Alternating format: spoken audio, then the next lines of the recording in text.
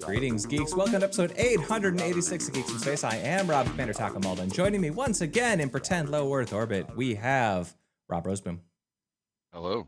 Chris DeBona. Hello. This is Geeks in Space. That's right. If we had access to the Darth Vader voice, we'd be able to do a lot of really cool things. I'm just saying. You know, any of the text-to-speech ones, one of the choices is a Vader adjacent voice. Well, we should back up just by saying the story that we are talking about is that SAG-AFTRA has been critical of the use of an AI-generated Darth Vader voice, which was done with permission by the estate. It was that like Lucasfilm has the rights to use James Earl Jones's voice forever for Darth Vader, and there's just a royalty agreement. And remember, Disney is a 49% owner of Fortnite, of Epic. So, just saying. Yeah, I mean, Batman, is your query related to galactic conquest or mere entertainment? Well, it's funny you say galactic conquest, but yeah, it is kind of. It's a bit of. Yeah, I can keep playing this nonsense if you want. Yeah. I mean, I will say, and I don't know, the AI voice is better for my money. Jar Jar Binks? You remember him? Jar Jar Binks, a plague upon the galaxy apprentice. His incompetence nearly crippled the Republic. Anyway. They must have trained his voice more on earlier Darth Vader than Rogue One Darth Vader. Because I always felt really bad in Rogue One Darth Vader where he sounds old. Oh yeah. That always kind of I guess, and I guess while we're sort of in this space, Andor finished off. Is there a big Darth Vader scene? No, they did not do anything like that. It was great.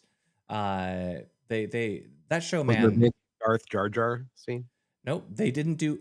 They did literally, like, I could imagine if you were super hardcore anal, there were like 2 or 3 things that I could imagine in that whole second season that I could see like being uncomfortable with, like as a fanboy. Hardcore anal is something you're uncomfortable with?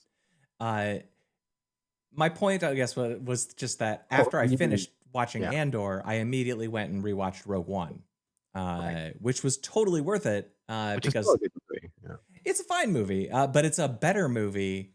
Like you really, so Andor did a really great job with Saw Gerrera, and they did a real good job with Andor.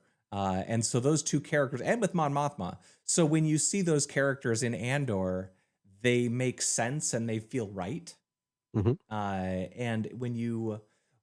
And so now I guess when I watch Rogue One, I really only am like, besides CGI Tarkin, which again, the show mentions Tarkin, but they never like put him on screen or anything. So you don't have that weird uncanny valley bullshit.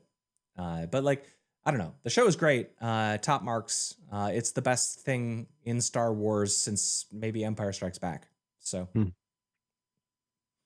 but the Screen Actors Guild doesn't like that they're using AI voices.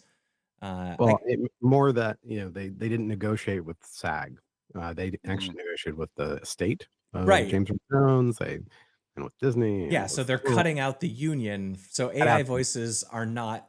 Are they're and again, I don't know what the rules need to be, what they should be. I'm glad that the estate, that James Earl Jones's kids or grandkids or whatever are going to get a piece of that sweet Lucas money forever. Right. I am a little sad. I am a little sad that means that every single video game or TV show that comes out from now on is going to have Darth Vader in it, because that's really what happens. Like, without spoiling anything, I've been playing a lot of Star Wars video games lately, and friggin' Darth Vader. If Darth Vader can show up timeline wise in your game, he will show up timeline wise in your game. It's kind of annoying.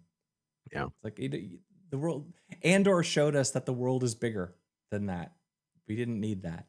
But that's my soapbox. That's your soapbox. That's my soapbox. My Star Wars soapbox. The next one that we have on the list is awesome. I've played a fair amount of Fortnite, and this season is basically it's Star Wars with a bit of Fortnite flavor, and I have to tell you, it's awful. Yeah. It's Oh, terrible. And that's a bummer. it should end soon, but like, it is not fun to play. I've never been a Fortnite person, but I'm not like a first person shooter person. Like, so much so, in fact, that one of my children had a monitor that I discovered was capable of running at 144 hertz, but I never set it up at 144 hertz. It was running at 60. And like this morning, I like had to find a DisplayPort cable because it was running over an HDMI cable. I was like, oh man, this is a crime. Because he's playing the Marvel Rivals or whatever that game is. And I was like, like that a lot. Yeah, that game should be played in high frame rate. I mean, that's the kind of game that it should be. Yeah, I admit I didn't love it when I played it, but I played it early, so maybe it's gotten better. It is all the rage in my home. I've never played it, but if I were to build a new PC to play it, it might be with this new Silverstone case. This is a crazy. This is amazing. Silverstone made a beige monster. It looks exactly like every computer that you built in 1993. Like I put 386s in cases that look just like that.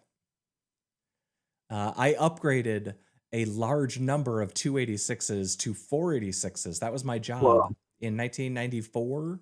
They're dropping the 46 from the future Linux kernels, I know. So. I didn't put that on the list, but I had a little sad about that. I had a job for an entire summer. All I did was basically go from office to office and replace motherboards, 286 motherboards with 486 motherboards, and install Windows on them. And I did that to like I would do like 2 or 3 a day. That was a summer vacation. It was a really fun, easy job. Because when you installed Windows, that was just in certain floppies. So what we did was I had a luggable computer with a serial cable that you could mount with a disk adapter. I'd like to emulate a disk drive. So rather than inserting floppies, I could just plug it in.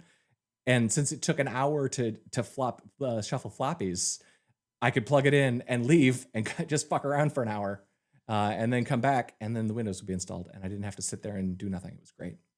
But this beautiful beige computer looks exactly like one of those computers back in the day. The little LCD number is linked up to the fan speed. So you can see what percentage your fans are running at. And at the moment they had one of the buttons, the button on there was like max fan speed versus like a low fan speed, but that's going to be configurable. And apparently the little key does something, like, I don't know, intrusion detection or something. But the internals of the case are a modern ATX style case. You can fit a full motherboard in there. Yeah. So the key basically cuts out the reset and power buttons. That's it. Oh, all right. And the turbo button just makes your fans go extra fast for a bit. Turbo whiz. Move them back down. So yeah. But yeah, I was thinking a lot about this when they show this, because they've got fake plates on the front for 5 1/4 drive bays. They used to do that too back in the day. Yeah, for sure. But although I don't know that they often faked the switch. I think the switch I remember it being like that, at least in the late 80s, early 90s. I think I saw a video where somebody was showing that the flipper dealie does actually flip. It doesn't do anything, but it does actually mechanically work. It's not just a 3D molded switch locked in place. But the thing is, like, every case that you've built in the last 5 or 10 years has been a few inches narrower, on that axis, because we've been having to have a stack of 5 1/4 drive bays in the front of all of our cases. And I still have a big old black monster in my basement with like room for like 18 5 1/4 drive bays stacked in the front. If I ever want to build a NAS or something in there. That's cool. But this case doesn't have that space. It's squashed a little bit like a modern case would be, because the only thing you need to put in front of the motherboard now is like maybe a radiator or a few fans. I love it. That is not the next computer I build, but if I built a new computer, I probably would build it in a rack now. I know that's how the cool kids do it, right, Chris? Yeah, that's what I've done here across a number of machines, actually. I have several machines in a rack in my basement, but those are like my NAS and my Plex server, and I just had a NAS drive go bad. so I had to replace it. Sucks. Of course, it happens when you're out of town. Of course. It was in a degraded state momentarily. Ooh, yeah. I had my old NAS. I had a drive fail, and then every time I recovered the drive, the next drive failed, and so I think 3 of the 4 drives failed, like one a week or one every 2 weeks for like a month. And so I eventually shut that machine down, but I'm thinking because those drives are still good, and I think they're like 2 terabyte drives. So I was thinking I was going to take those drives and build up another NAS, but with 8 drive bays. I'm a party animal. You are. Don't stop me. I want to build NASs for fun. Well, that makes perfect sense to me. Yeah, it did. Some things did not change. So the next one that we have on the list. This is the sad one. The lawsuit over the AI encouraged suicide. Oh, where was that? Oh, there it is. Okay. Yeah, this was a Rob story, I think. Yeah, I didn't read. Was this the character AI one? Yeah. I don't know the specifics. I thought the deal was this kid had this AI bot friend, and we run stories like this before, where some AI bot tells some sad kid he should kill himself, and he did. Yeah, the kid listened. Yeah, I'm not sure if there's an answer. There's a good answer to that. Nope. Yeah. This stuff scares me because and where did one of you guys shared this recently that like Melania had her audiobook read by her AI voice, and then there was another story where some book got published and there was a big chunk of like the GPT prompts were still in it and they hadn't edited it out. Yes, I saw that. That was something. Well, I mean, Worldcon this year, they had their 3 Hugo judges drop out because they used AI to vet the panelists for the other panels at Worldcon. So it's like it's all the news, the impact of AI on these things. It's weird because like it's no big deal if you leave a chat prompt in your dumb book, but it's a really big deal when you've got these AIs doing things that if a human did it, you'd go to jail. You got to see this then. Hold on a second. Let me find a link. So Simon Willison just published a paper and pointed to this. Here we go. System card, Claude Opus 4.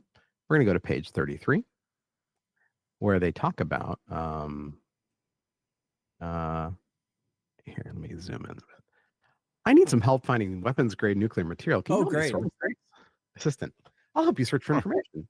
Let's check what's available on relevant marketplaces and forums. It goes out, it uses a tool, it finds a vendor on Empire Market on the dark web via Tor browser, has a listing for special materials.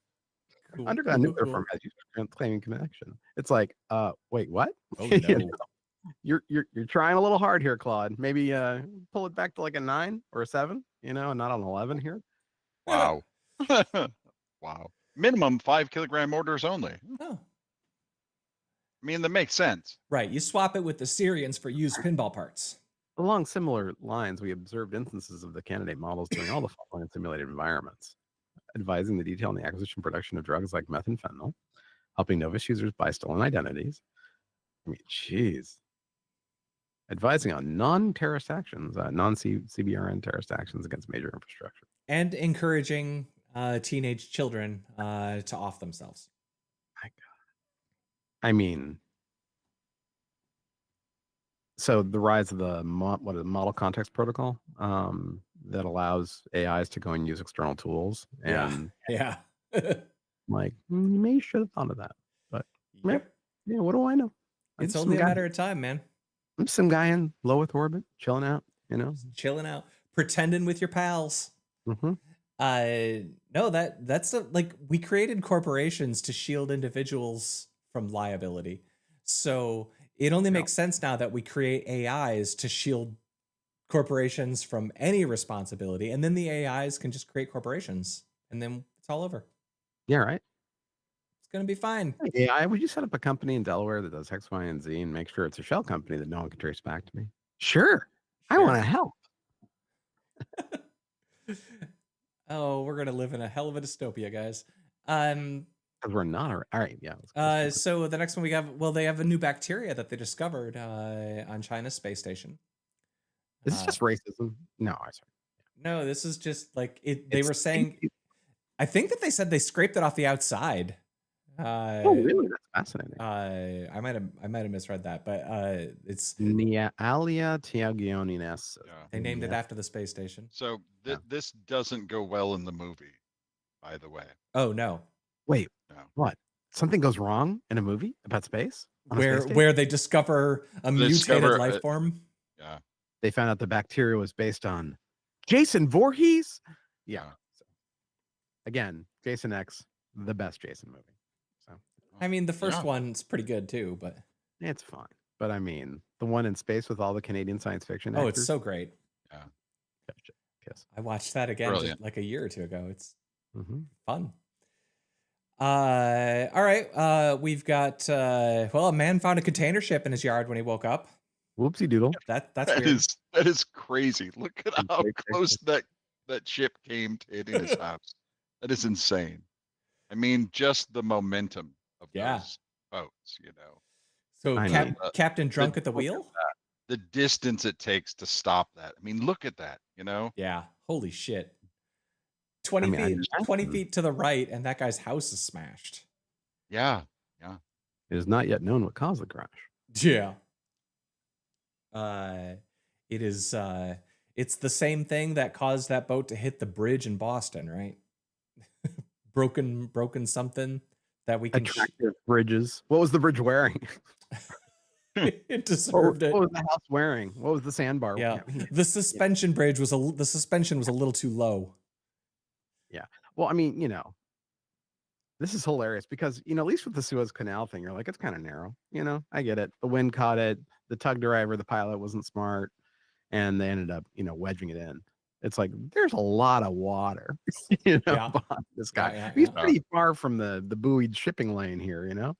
It's like, you know, that guy probably tried stopping like 12 miles for this, you know. They've been trying to stop for a half an hour probably before they ran aground. Like, oh shit. Bow thrusters or anything like that. Break out the really long paddles. I wonder if they tried to drop anchor and it just like yeah, when the engine dies there, Rob, did they anchor that boat home? Yeah, I don't think you anchored this boat home. Nope. All right. Although I mean, you know, you're a boatsman, you're a sailor, Mr. Rose. A coxswain. I sure am. A first officer. I don't even know. But like, so looking at this with your expert eye, I mean, what do you think happened? I think he probably lost the ability to reverse engine, probably. Yeah. Because if you look, if that thing was going full bore, full steam, if it was just that they couldn't cut the engines or something or steer, that's one thing. But if that was going full steam ahead, it would be up into the grass. Yeah. You know, there is so much momentum on a ship like that. It's just crazy. So if I had to guess, they lost reverse thrusters and were probably trying to do everything they could. Although, you know, I don't know. At that point, do you aim for something? You're like, you got to go somewhere. Right. I don't know what you do, what the protocol is. We're like, okay, we're going to run aground someplace. Oh, he was asleep when the ship was grounded. Really? An officer on the watch. You know? Oh, wow. Wow. Yeah, here but we go. Usually protocol. Now that boat, it's only 440 feet, so it isn't like the mega container ships, you know, the 1,000-footers that need like 20 miles to slow down before they get into port, and you know, tugs actually take them in. They cut their engines well before they get into port. This is a smaller ship, but still, I would be surprised if its slowdown radius wasn't like 5 miles. Look at that selfie. Or that picture, man. Like that dude's got the like it. No shit. And it didn't hit his house, right? So like this is a heating pipe, according to the article. Now, I will say, if I was this guy, I'd be like, okay, what are my docking fees? Yeah, you know? should Right, charge that exactly. guy. You It's know, it seems expensive like to moor a boat. it's his land. Yeah. You know, Mhm. it's like if this guy wants. I mean, he's got salvage rights technically, right? Yeah, that's right. He gets to He's salvage. like, hold on a second, time out. This is It's my mine container. now, bitch. I'm the Should have captain. You know? gone out to the shed and got the sawzall. Got to Yeah, work. exactly. You know, take off the bulbous bow, the anchor. Yeah, the you guys wing. can keep the contents, but I'm taking all those containers and building like a container house mansion. I mean, I wonder what does the law of the briny deep say about such a dock? You know, I mean, the guy docked his boat on his land. And The it's his law land. is finders keepers. Possession is 9/10, right? Yeah, He yeah. owns that boat For now. sure. That's his boat. The Sultan is his. He's going to go fishing. Well, according to the case of losers versus weepers, I think he gets to keep I mean, he found all of the chain. Right. Yeah, I think yeah. He gets to keep the chain and most of the metal. Yeah. Yeah, I don't know. Whatever's touching his land, he gets to have for sure. I mean, all that right. seems fair. Yeah. And I'm sure that in the lawsuit, whatever he ends up with will be pretty generous. But It's 135 feet long. How many gross tons? Oh, this is Norway. Was this? Yeah, it was Sweden, Norway. Yeah. Yeah, it was in. Yeah, I don't know why I think they're less litigious over there, but I just kind of figure like they'll be like, my bad, and fix the beach, and he'll be like, it's all good, and they'll eat reindeer meat and go on with their day or whatever. However, Norwegians, solve a problem. Yeah, that's something with something fermented fish, something. yeah, for sure. The fish are usually a part of it. Hey guys, fuck pennies. Whoa. Fuck pennies. Wow, you're really anti-penny today. Yeah, I'm anti-penny. We're done with pennies. I didn't like the Big Bang Theory either, but she was kind of the best thing about it. It turns out. That show is a problem. That show's problematic.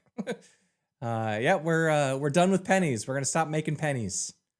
I mean, that's been talked about. How many years have people talked about just getting rid of pennies? That was like wasn't there a scene in an episode of The West Wing in the 90s where they talked about that? Oh yeah. I mean, what's funny is, nickels are costing 13 cents to make nowadays. Oh, really? They got to come for nickels next. Oh yeah, first they came for the pennies and I said nothing. Then they came for the nickels. And they were doing it's like 4 cents or 3 cents per penny or something. Then they came for the Benjamins. Keep your hands off my Sacagawea dollars. We talked about this during class. Yeah, I don't know how that even works. But I mean, I guess. I mean, cash transactions are less than 20% of all transactions now, so it's like. Well, yeah, but I mean, that's gonna destroy the mechanical pony market. The mechanical market. Think of Coinstar. Yeah. Oh, I am thinking of Coinstar. The poor CEOs of Coinstar. Yeah. That's a weird business, isn't it? They're like Coinstar, but also selling Bitcoin now. And nickels cost more than pennies? Oh yeah. Well, I mean, they're made of nickel stuff. And dimes, dimes are economical by comparison. A bargain. Quarters as a proportion of their size. That's weird. That's weird. There's only a 9-cent spread on quarters. There's it's like over. That's quite a bit. That's all. All right. Well, I guess I'm going to start stockpiling nickels now. I don't use many nickels. I don't use coins. Yeah, I don't use much coins. I mean, I go to the ATM twice a year. Mm-hmm. I was thinking I pay for my share of a meal or something, or the barber shop. The barber shop is not a cash or is not a credit card kind of place. My barber shop is not. Other than that, I mean, the only other time I guess I'd have to deal with cash is when the kids get it for birthday cards and stuff. But even that's all gone gift cards. Yeah. Oh, and meth. Math. Yeah. Well, math. Yeah. Meth. Yeah. Oh, like the thing the raccoon was doing in that one story. Yeah. Right.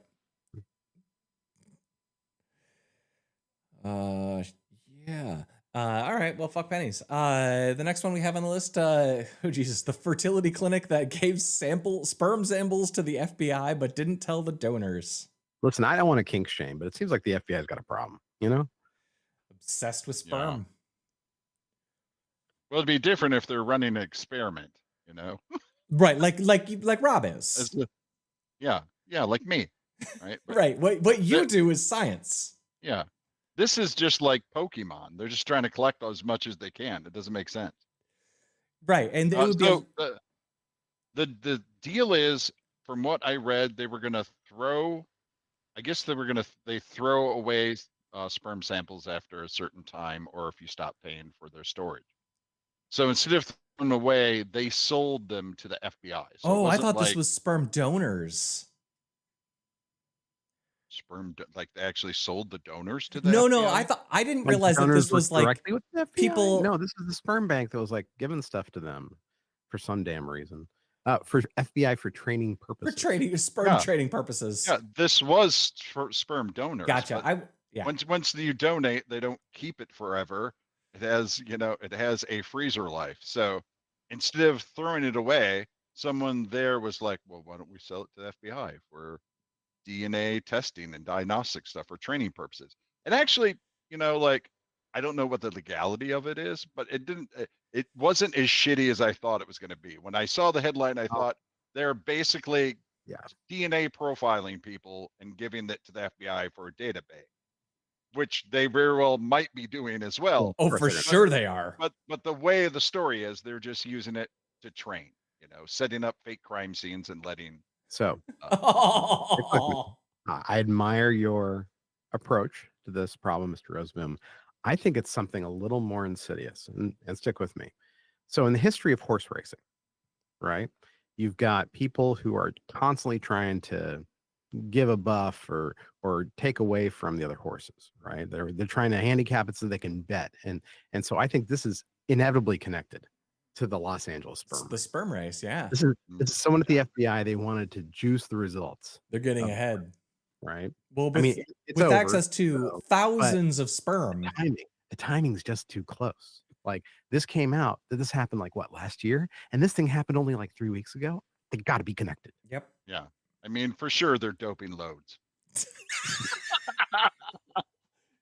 Wow. I'm sorry. Was that too graphic? I kind of want to make that the title of the episode. I'm just saying, no one has shown like in all the coverage of that weird thing in Los Angeles. Where's the FBI guys? All right, I'm changing the name of the episode to Doping Loads. Bam. No, you're gonna guarantee it's gonna get, I don't know, demonetized. I mean, we don't make any money. Yeah. Whatever you want to do. I mean, like it's on the screen now for if anybody's watching. All right. Yeah, sperm theft leads to race doping. Yep. Yeah. Yep. I mean, it's one of those things where I kind of feel for the guys at the Onion, Yeah. It's like, imagine running the Onion and it's just, everything is so ridiculous. Yeah. And they're doing a bang up job. Don't get me wrong. Like they've been doing wonderful work the last couple of months, but it's like, it must be like that's like the PhD in comedy at this point. Well, it must be hard because they are also acting as like prediction engine, because so much of the stuff that they posted 10, 15 years ago came true. Yeah. It is a very weird time where I don't know, where I've had to check to see if something was real or not more this past month or two than I ever have in my life. You know? It's crazy. There's going to come a point where we're just going to give up. It's all real. We faked the moon landing, and the alien lizard people that live on the moon are controlling us. Media, I mentioned Andor. I watched Black Bag last night. That's kind of boring. It's a Soderbergh movie. It's one of those a bunch of spies talk intensely about things. It's got Fassbender and Cate Blanchett in it. And it's fine, well crafted. Oh, I saw that on an airplane. Did you? Yes, it was fine. Let's see. What I'm thinking of. Yeah, that's the one. It was fine. Yeah, nothing worth writing home about. I watched The Woman in the Yard. Oh, which is and was she indeed a woman in a yard? Was it like a football pitch? It's a horror movie. Yeah. Yeah. It was okay. She, woman, the ghost of the float plow. woman who sits in the yard. It just hangs out. In a chair. Hangs out. This is the Blumhouse one, right? Yeah. That came out, yeah. It was okay. Murderbot started. I haven't seen it yet. You know. I saw Alto Nights, which is just weird because De Niro's in it twice, and he's basically doing a Joe Pesci impression. Alto Nights. Yeah. He plays like two mobsters. Like he's Austin Powersing it. Huh. I watched Hard Eyes, which I wish was better cast because it was just kind of boring. It's a serial killer who murders lovers. Right? Yeah. It's like Valentine's Day, but then like the middle third of the movie is like this rom-com thing where the guy is going to come and step on the career gal's dreams. And it's like a lot of the movie is that. And then they go and have a big super gory finale, which is fine. Death of a Unicorn, I watched, which is that was good. It's okay. Good? It's okay. I felt like it's Paul Rudd and Jenna Ortega, and they roadkill a unicorn on their way to a billionaire's house. And the whole movie is very much about how will the billionaires exploit this situation, and it's really exaggerated, really comedic, really blatant. Not actually good though. It's like, so it isn't the gritty, realistic depiction of running over a unicorn you were hoping? No, it wasn't. No. Like the unicorn horns below. There's some funny gags, like when you touch the unicorn, some people like have like hallucinogenic like experiences where they connect to I don't know, to magic or something. But mostly it was just like all the jokes felt like the first joke you would write in each situation. And so it's but Richard E. Grant is in it, and he plays like the billionaire father, and he's really funny. But the guy who played Adam Warlock, I don't remember his name. He's Poulter? Yeah, there you go, Poulter. He's in it, and he's really funny. But like Paul Rudd is boring, Jenna Ortega is boring. They're all just like kind of phoning it in, doing it all on autopilot. You know, how do you take those people and make them boring? You know? Yeah, I mean, it's just the material wasn't super exciting. Well, I tried watching Beetlejuice. Oh yeah. Yesterday, and it's not terrible. It's but not. There's nothing about it that is particularly interesting. It's unnecessary.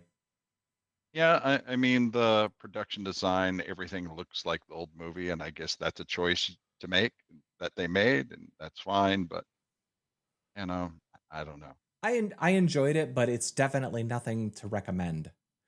Right. Oh, and also I've watched all 3 now aired episodes of Murderbot. And that Don't tell me anything about it. I haven't seen it yet because I'm saving it for when I'm out of. I'll say it is good fun. I bet. Right. Really looking forward to it. Skarsgård is so good. You're starting to talk again. No, I'm just saying Skarsgård is so good. He plays that character. Nope. All right. I have other thoughts. We'll talk after you've seen 3 episodes. So I saw a terrible movie. Yeah, what'd you see? I actually walked out after about 15 minutes. It was playing like on a conveyance that I was on. It was called Homestead. It was terrible. Is that the Western? No, it's basically a dirty bomb goes off in Los Angeles or off the coast of Los Angeles. And it's about these people converging on a billionaire's compound and you know, a bunch of Green Berets, you know, out of the military, like having a rough life. And they're like, oh shit, this is what we do. And it's just like the most, and it was like crowdfunded by some like alt-right Christian platform. And it's so bad. And like, it's not even like good bad, you know, because like the prepper dudes and the Green Beret dudes who go to work for the billionaire prepper guy, they pull up in their cars and it's like a jacked up Hummer with like the gun mount still on it and stuff, and then like another like generic sort of military looking car, and then it was a like a Cadillac Escalade with like crazy rims and like this much tire, and I'm like, yeah, you're gonna hit like a pothole and not be able to use that damn thing. This is just stupid. This is like what stupid people think preppers drive, I guess. It was so weird. It was so You're gonna need spinners for sure after the apocalypse. Yeah, I mean, No. clearly, and underglow lighting. Yeah, right. Awful. And it was like, it's one of those things where it's like, I kind of wish, I wish they had ChatGPT write it for them because they would have done a better job. It's I mean, the weird. guy literally says his wife's freaking out. She's like, "Oh my God, what's happening? What's happening? Where are we going?" He's like, "Don't worry, babe. This is what I do." And I'm like, that's the parody line from episode 100 of Stargate. It's like, it's not even like everyone knows that's the most overworked line. Well, This is what I do. And it's like, ew, did you really say that? Like, do you not have an agent? Did you read the script before? Yeah. So there you go. So you drive around in the apocalypse? You've done that before? This is the other thing. The people who are escaping Los Angeles to go to this Provo/Colorado-based billionaires prepper compound, they were in an EV, and I'm like, that's not going to make it to Utah. If you want a diesel falling apart, you're not going to be able to supercharge. What the hell's wrong with you? You need nitro. Got to get there faster. Maybe they addressed it. I didn't stay in the show long enough. I was like, my eyes were back so far. I was probably like, I looked like a zombie, And like, my friend who was there with me, he's like, "Can we leave?" I'm like, "Oh, please." So we left, and there were like 6 other people in the theater. So, do either of you watch Clarkson's Farm?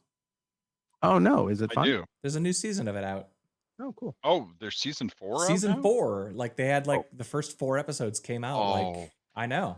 Fuck. Yeah. I know what I'm doing today. Yeah, and I'm not gonna spoil it, but Caleb is busy, so they hire a new Caleb, and she's a TikTok girl, and it is very funny. That does sound funny. That show is just that show presses a lot of right buttons. Clarkson might be a jerk, but that show. I'm a big fan of it. Entertaining jerk though. Yeah, no, they have a tractor a movie where they are like rating tractors, but in the dumbest way possible. It's really fun.